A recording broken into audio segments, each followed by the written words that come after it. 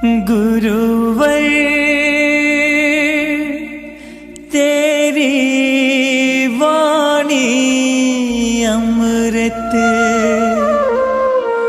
झर झर झरते जाए। संसार में जीवन जीने के दो तरीके हैं। पहला, संसार में पैदा होकर संसार का होकर जीना, और दूसरा तरीका यह है कि संसार में पैदा होकर संसार से ऊपर उठकर जीना। एक तरीके में संसार का हुआ जाता है और दूसरी में संसार से ऊपर उठा जाता है। एक जन्म का आधार है, जबकि दूसरा मुक्ति का सोपान है। एक नींव बनाता है तो दूसरा निर्वाण घटित करता है।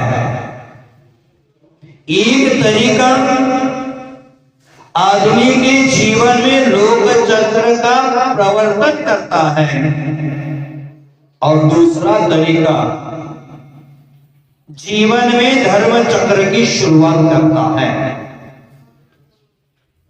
एक संसार मूर्छा का संसार कहलाता है और दूसरा संसार का जागरण संसार कहलाता है। दोनों में अपने अपने सुख हैं, अपने सुकून हैं और परिणाम हैं। कुछ लोग इस जगत में मूर्छा के संसार में जीते हैं और उसमें अपना सुख उपलब्ध करते हैं। कुछ लोग इस जगत में आत्म जागरूकता का जीवन जीकर सुख को प्राप्त करते हैं। एक मार्ग आदमी के लिए अनंत भवों में किए हुए बंधन है, उसका निर्माता बन जाता है। और दूसरा मार्ग है अनंत भवों में जो बंधन बांधे हैं उस बंधनों को काटने वाला होता है।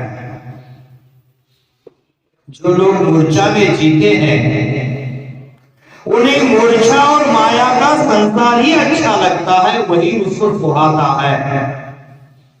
और जिन्हें मुक्ति और निर्वाण की अभिप्सा है, इच्छा है, वे जीवन के पार भी सुखों को देखते हैं, सुखों का अनुभव करते हैं। ये दोनों ही तरीके जीवन जीने की अलग अलग शैलियां हैं। फर्क केवल हमारे नजरिया का है। नजरें बदली, नजारे बदल गए। हमारी नजर कैसे है उस पर हमारा कार्य आधारित रहता है। जैसे एकाध वृक्ष होता है, विशाल का है, उसमें कारपेंटर है, वो लकड़ी का मूल्य देखता है। पथिक है, उस वृक्ष में छाया को ढूंढता है। कोई एकाध भूखा व्यक्ति है तो वह उसके फल को देखता है। कोई कलाकार है, उस वृक्ष की सुंदरता को देखता है। जिसका जैसा नजरिया होता है, पेड़ में उसी प्रकार के नजर बन के उसी प्रकार का उसको दिखता है। आप और हम इस जगत में जीते हैं, लेकिन ये जगत में जीते हुए कभी हमारा ध्यान है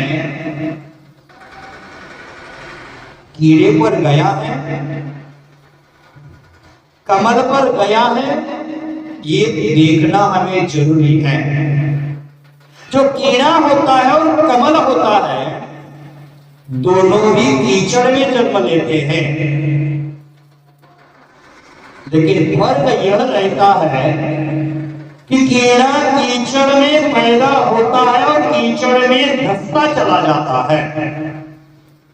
कीचड़ में पैदा होता है और कीचड़ में भीगता रहता है, वो कीड़ा होता है।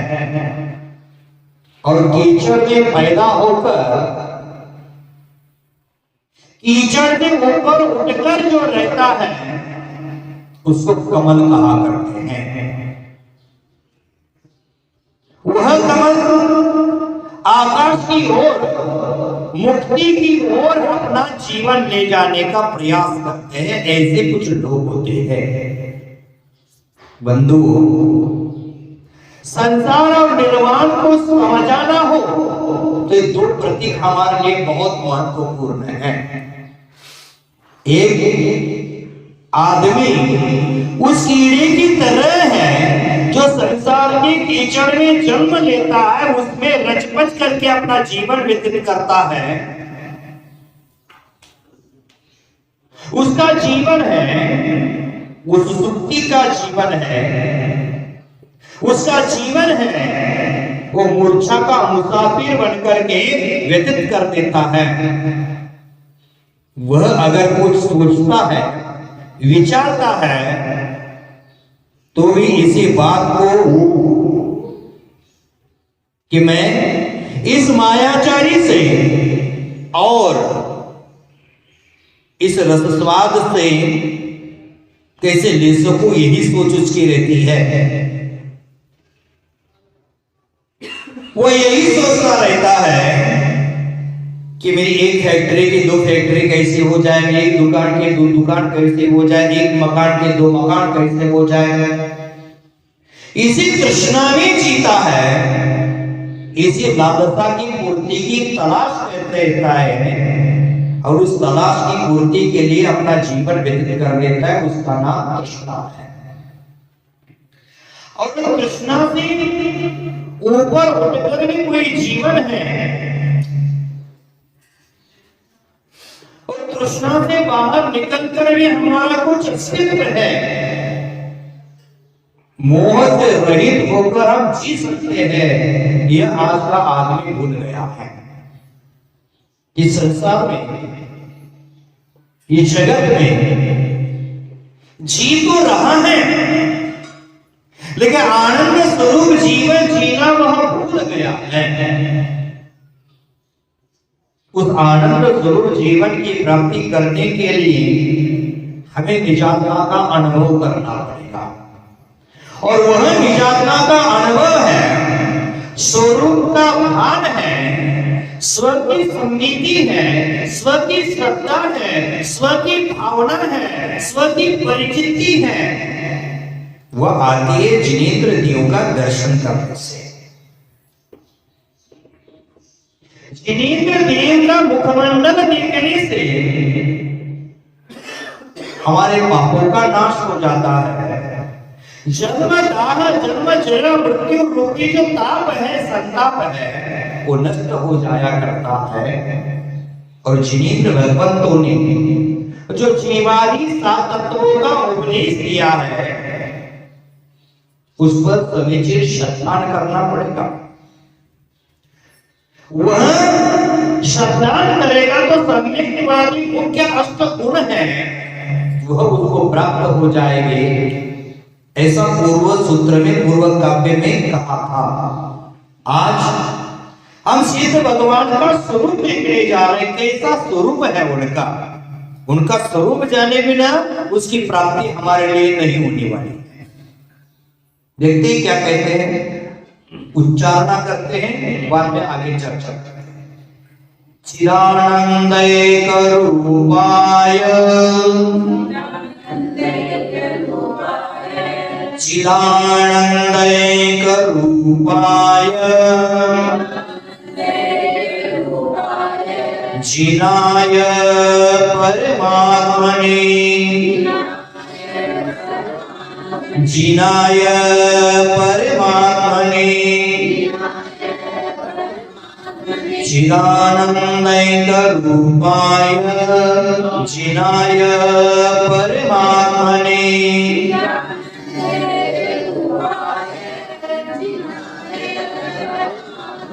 परमात्म प्रकाशाय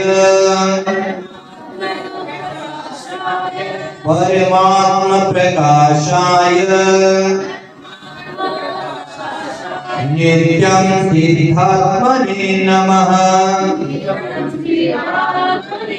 नित्यं सिद्धात्मने नमः। हम उच्चारण करते हैं श्रीरानंदैकरूपाय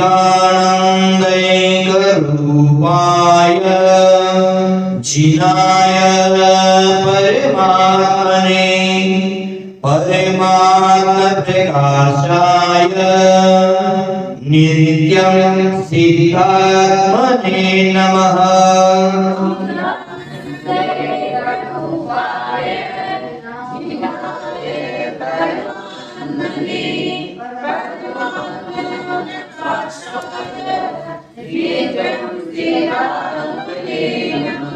देखो, आज तक हमने देखा कि जिनेंद्र रूपी सूर्य का दर्शन करने से संसार का अंधकार नाश हो जाता है, ज्ञान का विकास हो जाता है, संपूर्ण अर्थों का प्रकाश हो जाता है। जिनेंद्र देव रूपी चंद्र का दर्शन करने से हमारे जीवन में समीची धर्म रूपी अमृत की वर्षा हो जाती है, सुख के समंदर की वृद्धि हो जाती है और जन्म का संताप नष्ट हो जाता है।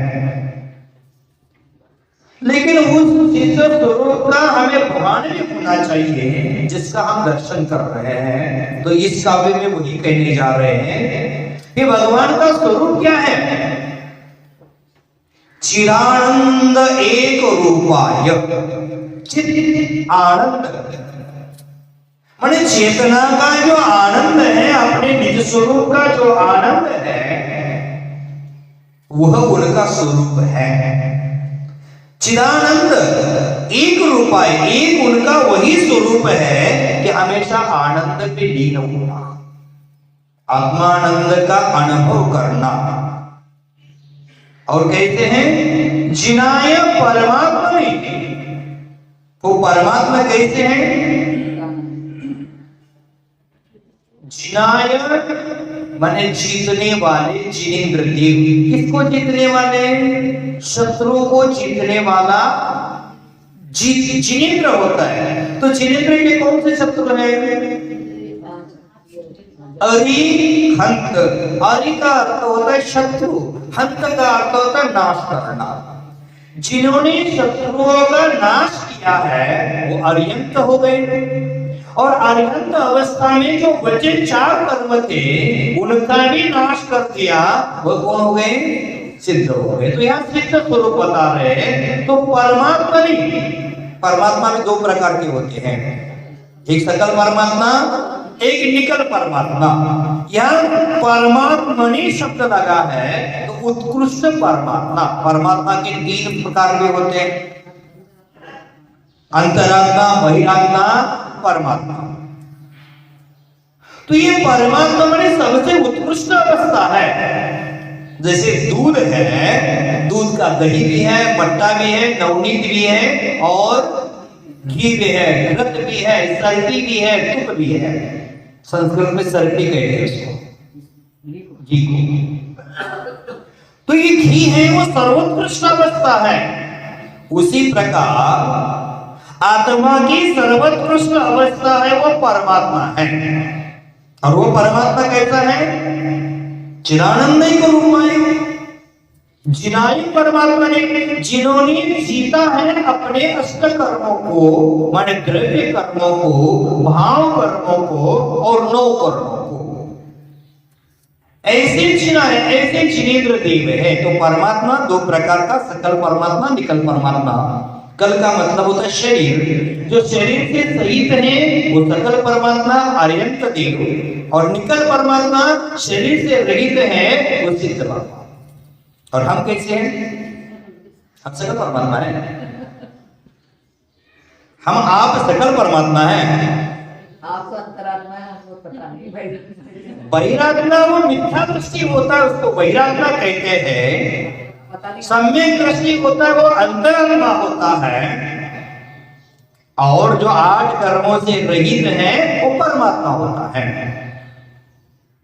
उसके लिए मध्यम, उत्तम, उत्कृष्ट का है। मध्यम, जगन्य और उत्कृष्ट परमात्मा के लिए भेद किए, अंतरात्मा के लिए भेद किए। जैनाचार्य पूज्यपाद देव ने सुंदर गाथा कही, इसके लिए कालिका कही है। कहते हैं बहिरात्मा परिस्थिति त्रिदात्मा सर्वदेहीषु उपेयात तत्र परमं मध्योपायात बहिस्तचत्। मुझे परमात्मा बनना है तो परमात्मा बनने के लिए पहले बहिरात्मा बनने का त्याग करना पड़ेगा। जो पर द्रव्यों में आसक्ति है, पर पदार्थों में जो रुचि पूर्वक संतान किया है, उसका त्याग करना पड़ेगा और अंतरात्मा बनने का आधार लेना पड़ेगा, तभी जाकर हम परमात्मा बन पाएंगे। तो हम कौन है? बहिरात्मा। क्यों? जो हम स्वयं को बहिरात्मा कह रहे, इससे बड़ी गाली गलौज दूसरी कोई नहीं है। हम तो भगवान आत्मा है निश्चय से, मैं परमात्मा बनने की योग्यता मुझमें है, तो मैं स्वयं को बहिरात्मा क्यों कहूं?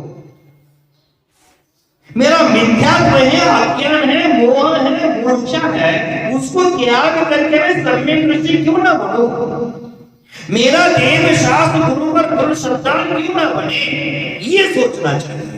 तत्वों के प्रति विश्वास मेरा क्यों ना बढ़े, ये भावना बनानी चाहिए। मैं स्वयं को बहिरात्मा कहूंगा तो क्या हो जाएगा? जैसे एक उदाहरण आपको याद सुनाया होगा किसी ने। एक व्यक्ति था और उसको कहा सामने जो गुफा दिख रही उसमें जाकर बैठना और ध्यान क्या करना, मैं भैंसा हूं, मैं भैंसा हूं, मैं भैंसा हूं। लगातार निरंतर मैं भैंसा हूं, भैंसा हूं, भैंसा हूं ध्यान करने लगा। और कुछ समय के बाद, कुछ अंतराल के बाद उसको बोले आप बाहर आ जाओ, तो बोलते नहीं नहीं मेरे सिंह यहाँ अटक रहे हैं। मैं भैंसा हूं, भैंसा हूं बोलते बोलते उन्होंने स्वयं को भैंसा ही मान लिया। उसी प्रकार मैं बहिरात्मा हूं, बहिर्मात्मा हूं, बहिरात्मा हूं बोलेंगे तो अब भले हम सम्यक दर्शन की शुद्धता के साथ आगे नहीं बढ़ पा रहे, लेकिन कम से कम कहो मैं भगवान आत्मा हूं, भगवान आत्मा हूं, भगवान आत्मा हूं। स्वयं को भगवान मानो, एक दिन भगवान अपने आप बन जाए। अगर मानोगे नहीं तो मानना पड़ेगा। तो हम बहिरात्मा पने का त्याग करने का प्रयास करें, देव शास्त्रों की श्रद्धा करें, तत्वों की श्रद्धा करें, पंच परमेश्वर के प्रति श्रद्धा बने, अपने निज वस्तु निजात्मा के प्रति श्रद्धा करें, 9 पदार्थों के प्रति, 5 अस्तिकाय के प्रति, 6 द्रव्यों के प्रति श्रद्धा करें। ये सम्यक दर्शन की भूमिका में आवश्यक है। तो यहाँ बहिरात्मा पने का त्याग करो, अंतरात्मा पने का आलम्बन ले लो और परमात्मा बन जाओ। तो यहाँ कहते हैं जिनाए परमात्मा नहीं, जिन्होंने जीता है अथवा जीतने वाले हैं। किसको जीतने वाले हैं? अपने कर्म रूपी शत्रुओं को जीतने वाले हैं। हम किसको जीत रहे हैं? जीतना है तो हमारे राग द्वेष को जीतो, जीतना है तो हमारे अहंकार को जीतो, जीतना है तो हमारे ममता को जीतो, ममत्व भाव को जीतो। लेकिन हम बहिरंग में एक दूसरे को हराने में तुले हुए हैं, एक दूसरे से जीत हासिल करने में तुले हुए हैं, उससे कुछ मुझे प्राप्त होने वाला नहीं है। तो यहाँ जीना वाले परमात्मा ने, और क्या परमात्मा प्रकाशाय, परमात्मा प्रकाशाय माने परम आत्म तत्व के प्रकाशक हैं। उत्कृष्ट आत्मा कौन है? परमात्मा, उसका प्रकाशन करने वाले हैं। ऐसे कौन है? सिद्धात्मनि, सिद्ध आत्मा के लिए नित्य नमः माने क्या हो? नमस्कार हो। सतोभी हम कुछ नहीं पाठ पूरा बोल सके तो कम से कम इतना तो बोलो। बैठते उठते सोते जागते खाते पीते यही एक लाइन बोला करो। चिदानंदय रूपाय चिदाय परमात्मने परमात्म प्रकाशाय नित्यम सिद्धात्मने नमः। ऐसे सिद्ध भगवंतों को मेरा हमेशा नित्य काल में नमस्कार हो। और जिनेंद्र देव का किया हुआ नमस्कार है, जिनेंद्र भगवान को किया हुआ नमस्कार है, वो क्या फल देता है? इसके पूर्व काव्यों में कहकर ही आए हैं कि जिनेंद्र देव का दर्शन करना पाप का नाशक है, स्वर्ग का सोपान है, मोक्ष का साधन है। जो जिनेंद्र देव का दर्शन करता है उसके पास एक काल से बांधा हुआ पाप है वो नष्ट हो जाया करता है। आदि आदि हम सुन के आए हैं, इतना कर बोलते तो सब फल हमें आसानी से ही प्राप्त हो सकता है। जिनेंद्र भगवान को दर्शन, जिनेंद्र भगवान को नमस्कार करते करते, जिनदेव का दर्शन करते करते निज देव का दर्शन किया। मैं भी कैसा हूं? भगवत स्वरूपी हूं। हमें रोज भावना भाव हूं स्वतंत्र निश्चल निष्काम याता दृष्टा आत्मरा होता होता स्वयं जगत परिणाम मैं करता इसका क्या काम। ये भावना भावते तो भगवान और मुझ में ज्यादा अंतर नहीं है। जो भगवान है वही मैं हूं, लेकिन वह विराग है और मैं राग गीता, मैं रागी हूँ, मैं द्वेषी हूँ। लेकिन भगवान कैसे हैं? वीतरागी है। उस ओर मुझे यात्रा करना है। जगत में मेरे लिए शरण कौन है वो भी देखना चाहिए। आगे के काव्य को नहीं कहेंगे अन्यथा अन्यथा शरणम, शरणम नहीं शरणम, शरणम नास्ति नास्ति नास्ति त्वमेव त्वमेव शरणं मम शरणं मम अन्यथा शरणं नास्ति त्वमेव शरणं मम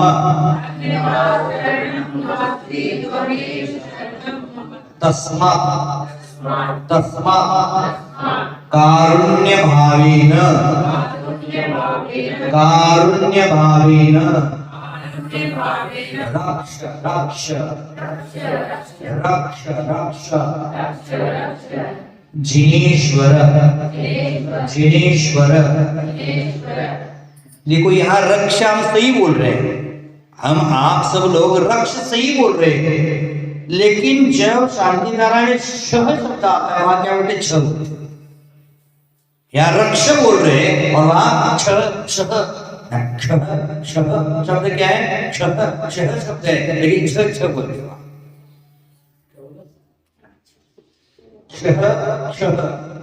ये उच्चारण है इसका, लेकिन बोलते क्या है? छ छतरी वाला छ बोलते हैं। यहाँ रक्ष रक्ष जिनेश्वर, यहाँ तो ठीक बोले है ना, तो उच्चारण कर देते, पुनः आप कर लेना।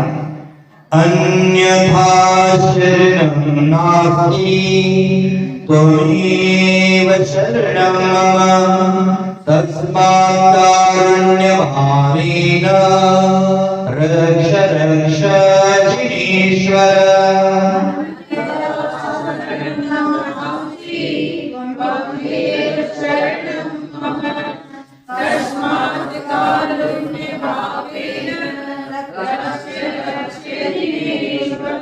देखो हे जिनेश्वर, संबोधन करते जिनेश्वर को उद्देश्य पूर्वक बोल रहे हैं। अन्यथा शरणं नास्ति, ये बराबर इस जगत में आपके सिवाय अन्य कोई मुझे शरण नहीं है। कौन शरण है मुझे? चत्वारि शरणं प्रवक्ष्यामि, अरहन्ते शरणं प्रवक्ष्यामि, सिद्धे शरणं प्रवक्ष्यामि, साधु शरणं प्रवक्ष्यामि। यही 4 शरण है हमारे लिए। लेकिन आज हमारे शरण क्या बने हैं? डॉक्टर शरणं प्रवक्ष्यामि, धन शरणम गच्छामि। ये सब हम आज शरण उसके जा रहे हैं, लेकिन जैनाचार्य कहते हैं अन्यथा शरणम नास्ति, आप जैसा शरणभूत इस जगत में मुझे दूसरा कोई नहीं है। तो अमीम शरणम मम, आप ही मेरे शरणभूत हो, दूसरा कोई नहीं है। देखो बंकिम तीर्थंकर भगवान महावीर स्वामी, उनके शरण में गौतम स्वामी, गौतम गणधर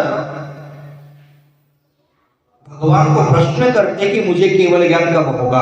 अब दिवाली के पूर्व सब सुने कब होगा, तो उन्होंने कहा था कि जो मेरे प्रति राग भाव है वो भी तुझे छोड़ना पड़ेगा। तब जाकर गौतम स्वामी कहते भगवान आपकी लीला तो अजब है, आपने ही पहले कहा अरहंते शरणम गच्छामि, सिद्धे शरणम गच्छामि, साहु शरणम गच्छामि, केवली पंडितो धम्मम शरणम गच्छामि। आपकी भाषा पर, आपके वचनों पर मैंने विश्वास किया है और अरहंते शरणम गच्छामि, आपके शरण में आया हूं, और आप बोलते हैं अब मेरा विराग छोड़ो। ये कैसी भावना है, ये कैसा विचार है? उसका अभिप्राय यह हमें समझना चाहिए, प्रारंभिक अवस्था में अत्यंत सिद्ध साधु और धर्म हमारे शरण है, लेकिन निश्चय में पूछते हैं तो आत्मा ही हमारी आत्मा की शरणभूत वस्तु है। सुख कहाँ है?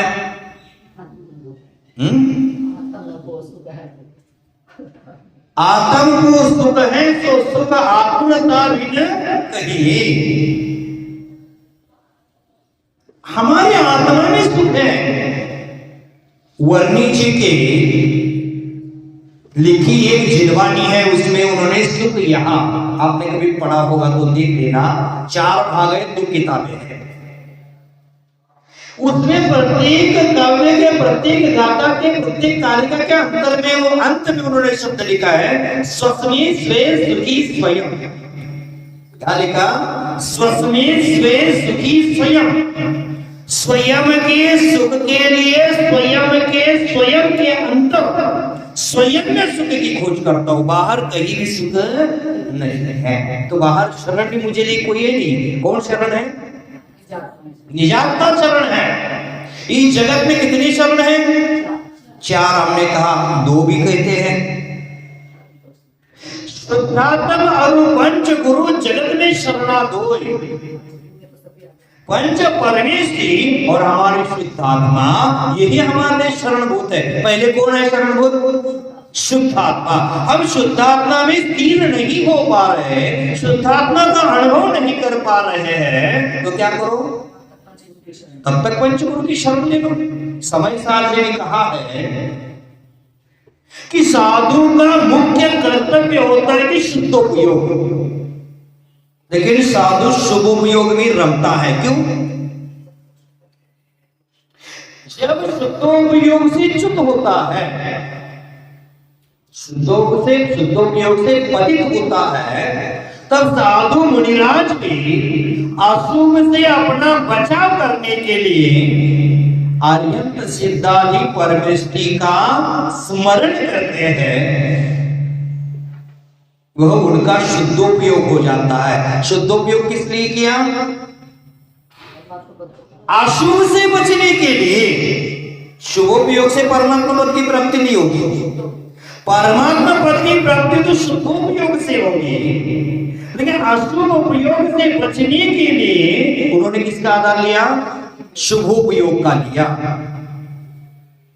क्या ध्येय है? शुद्धोपयोग में पहुंचने का। आप पूजा करते हैं, अभिषेक करते हैं, सूत्रादि का पाठ करते हैं, जाप करते हैं, ये कौन सा उपयोग है? किस लक्ष्य को लेकर कर रहे हैं? हमारा लक्ष्य सांसारिक सुखों की प्राप्ति है और वह रख कर रहे हैं हमारे लिए लाभकारी। ये पूजा, अभिषेक, सूत्रादि, पाठ हो, जाप हो, आराधनाएं हैं, सब कैसे करो? शुद्धोपयोग का लक्ष्य लेकर करो। वही हमारे लिए आवश्यक है। तो यहाँ कहते हैं भगवान व्यवहार से चत्तारि शरण, व्यवहार से पंच परमेश्वर शरण जाने योग्य है, व्यवहार से देव शास्त्र गुरु शरण योग्य है, लेकिन निश्चय से निजात्मा छोड़कर और कोई मुझे शरण नहीं। अप्पा दीपो भव, आप रूपी दीपक के प्रकाश में ही जियो, वही हमारे लिए लाभकारी है। क्या कहा? आपके सिवाय अन्य कोई मुझे शरण नहीं है, आप ही मेरे लिए शरण हैं। तस्मात्, इसीलिए कारुण्य भावेन, कारुण्य भावेन माने करुणा भाव से, करुणा नहीं करुणा, करुणा भाव से अथवा दया भाव से मम रक्ष रक्ष जिनेश्वर, हे जिनदेव मेरी रक्षा करो, मेरी रक्षा करो, मेरी रक्षा करो। अब जिनेन्द्र भगवान मोक्ष गए हैं, वो हमारी रक्षा करेंगे क्या? अब रक्षा भी करेंगे तो किस प्रकार की करेंगे? हम किससे रक्षा चाहते हैं? हे भगवान मेरे धन की रक्षा करो, मेरी दुकान की रक्षा करो। भगवान को क्या वॉचमैन समझे हैं? भगवान को नाइट गार्ड समझे आप? अगर भगवान के सामने हमें रक्षा की याचना ही करना है तो भगवान कर्मों से मेरी रक्षा करो। हे भगवान राग द्वेष हो रहे हैं, उससे मेरी रक्षा करो। और धर्म ध्यान करते हुए मैंने जो परिणामों की निर्मलता की है उसकी रक्षा करो हमेशा निरंतर। वो परिणामों की विशुद्धि बढ़ाते चलो, ये भाव होना चाहिए। लेकिन हम क्या कहते हैं? कुछ बीमारी आ गई तो भगवान याद आ गए, भगवान मेरी रक्षा करो। जिंदगी भर जो अभिषेक भी नहीं करेगा उसके स्वास्थ्य लाभ हेतु परिवार वाले आते और शांति धारा में नाम बुलाते। अरे भगवान के साथ, भगवान की शांति धारा के साथ, रुद्धि मंत्रों के साथ आपका नाम जोड़ना चाहते हैं, रुद्धिधारी मंत्रों के साथ हम नाम जोड़ते। कम से कम आलू प्याज तो छोड़ो, उनके साथ बैठक करने निकले हो। तुलना समान व्यक्तियों में होती है, बराबरी के व्यक्तियों में कोई भी कार्य भगवान के नामोच्चारण के साथ, रुद्धि मंत्रों के नामोच्चारण के साथ आपका नाम लेना चाहते हैं, ले लो, ठीक अच्छी बात है, लेकिन उसके योग्य तो बनो। भगवान मेरी रक्षा करे, कर्मों की रक्षा करे, क्रोधादि कषाय उत्पन्न हो रहे उससे रक्षा करे, मेरी उत्पन्न ना हो, ये भावना होना चाहिए। नहीं तो हमारी भावना क्या? मेरी दुकान की रक्षा करे, मकान की रक्षा करे, धन की रक्षा करे, द्रव्य की रक्षा करे, बाहर गाड़ी लगाओ उसकी रक्षा करे, ये उनका काम नहीं है।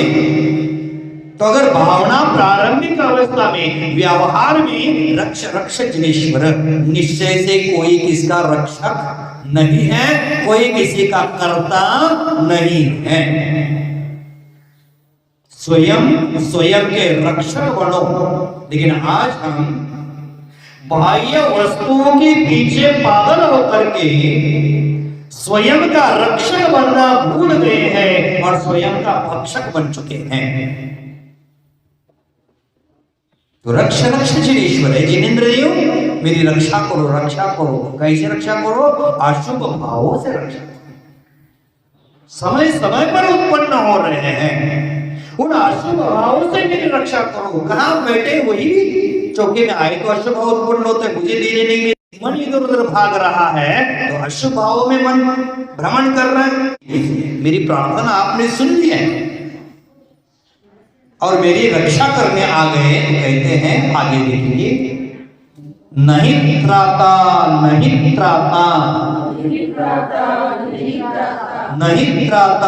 नहीं त्राता नहीं त्राता जगत त्रयी, नहीं त्राता जगत त्रयी, वीतरागा परो, वीतरागा परो, देवो देवो न भूतो न भूतो न भविष्यति न भविष्यति न भविष्यति न भविष्यति, भविष्यति नहीं भविष्यति।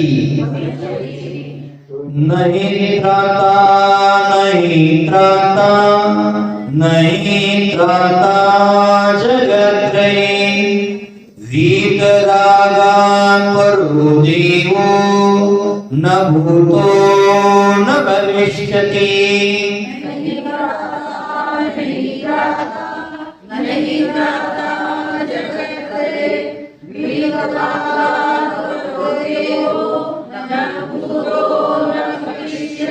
देखो क्या कहते हैं, जगत रही माने तीन जगत में, कौन से तीन जगत है?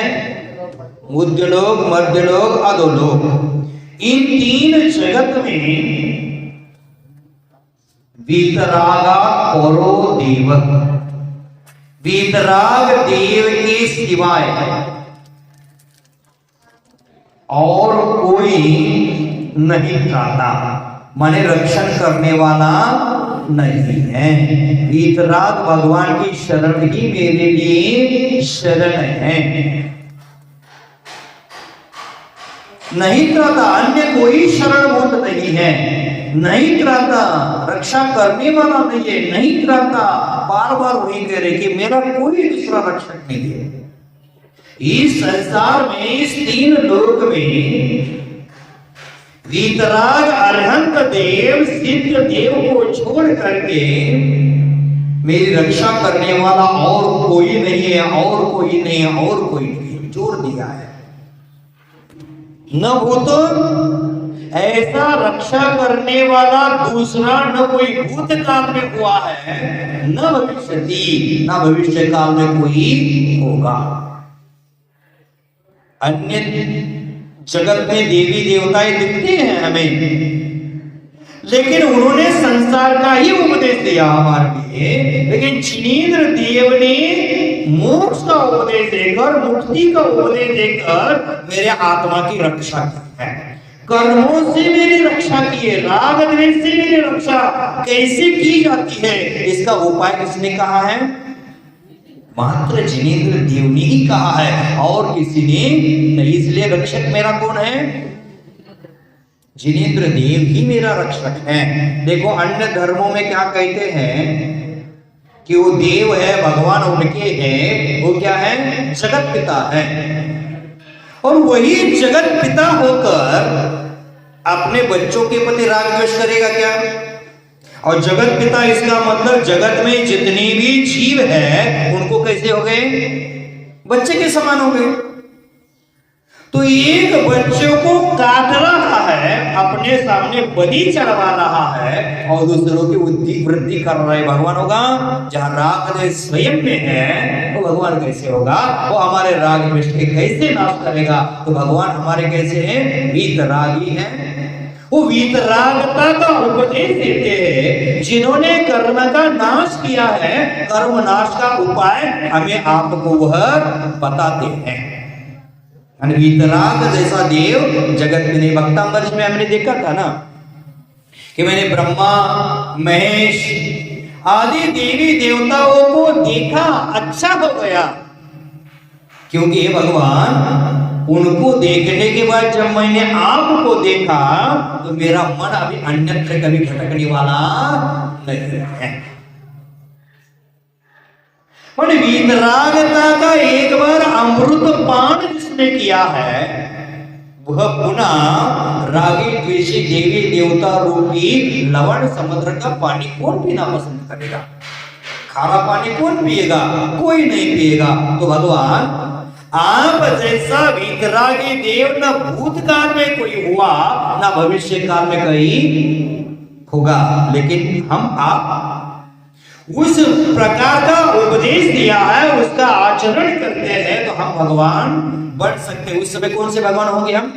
हम भी वीतराग होंगे। माने उसके समान अन्य कोई जगत में दूसरा न होने वाला है, ऐसा इस काव्य में कहा है। ज्यादा अर्थ नहीं, सामान्य अर्थ समझने योग्य है। आपको, आप समझदार स्वयं में हो, इसलिए इसमें ज्यादा समय नहीं दे रहे। पुनः एक बात देख लेना, जगत रे वीतरागा करो देवो नहीं त्राता। माने तीन जगत में वीतराग जैसा देव अन्य कोई भी नहीं है, मेरी रक्षा करने वाला दूसरा कोई नहीं है। प्रारंभिक अवस्था में व्यवहार में मेरा रक्षक कौन है? आर्यंत आदि देव। निश्चय से मेरी रक्षा कौन करेगा? मेरा आत्मा ही मेरा रक्षक है, मेरा आत्मा ही मेरा रक्षक है। मेरी स्वयं की रक्षा को मुझे स्वयं करना है। जैसे हमारी खेत में फलदार वृक्ष है और उसमें जानवर ना घुसे, इसलिए उसको बाड़ लगाते हैं। कांटे वाला, बबूल के कांटे वाला, बेर के कांटे वाला लगाते, अथवा चेन वाला तार, चेन वाली तार लगाते, दीवार लगाते। कौन लगाएगा? इसमें ज्यादा सुरक्षित कौन सा है? कांटे वाला कि चेन वाली तार जो होता है उसमें भी नुकीले तार होते हैं वो, कि दीवार वाला? ज्यादा सुरक्षित कौन सा है? दीवार वाला। हमारे खेत में फलदार वृक्ष है, उसकी रक्षा जानवरों से करना है, अन्य लोगों से करना है। तो मेरे खेत में बाड़ मैं लगाऊंगा कि पड़ोसी आकर लगाएगा? कौन लगाएगा? उषा बहन? स्वयं को लगाना है। उसी प्रकार मेरा आत्मा है, उसमें गुणों से भरा हुआ फलदार वृक्ष है, उसको बाण लगाने वाला कोई आर्यंत देव आने वाला नहीं है, स्वयं को लगाना है। और कौन सी लगाना है? छोटे मोटे व्रत करते हैं वो काटने की बाढ़ है। जो अनुव्रतादि प्रतिमादि स्वीकारते हैं वो नुकीले तार वाली बाढ़ है, और दीवार लगाना महाव्रतों वाली बाढ़ है। आप कौन सी लगाना चाहते हैं? ज्यादा सुरक्षित हमारी आत्मा के लिए जो महाव्रतों की बाढ़ है, तेरा चारित्र की बाढ़ है, वो ना लगाना चाहिए। और वो कौन लगाएगा? पड़ोसी आकर लगाएगा, हम लगाएंगे?